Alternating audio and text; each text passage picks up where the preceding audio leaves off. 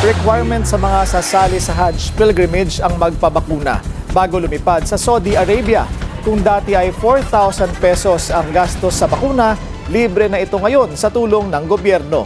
Ang detalye sa agenda report ni Pierre Pastor.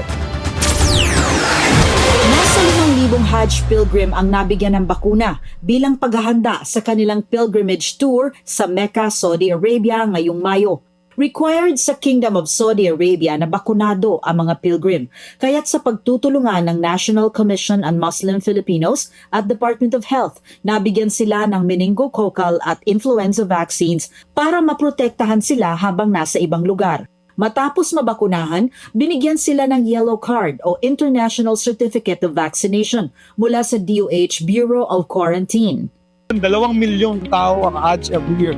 Kaya very important, tinokontrol ng Ministry of Health of the Kingdom of Saudi Arabia na hindi magkakaroon ng outbreak habang sila ay may Hajj activities.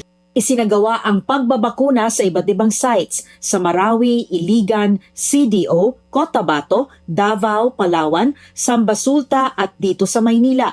Tulong ito talaga sa amin para hindi kami magkasakit pagdating namin doon.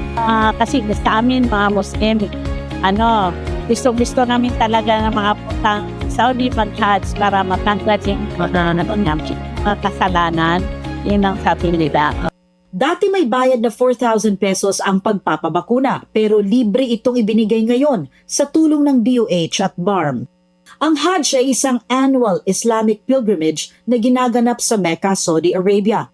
Isang mandatory religious duty for adult Muslims na physically at financially able. Kailangan nila itong gawin kahit minsan sa kanilang buhay.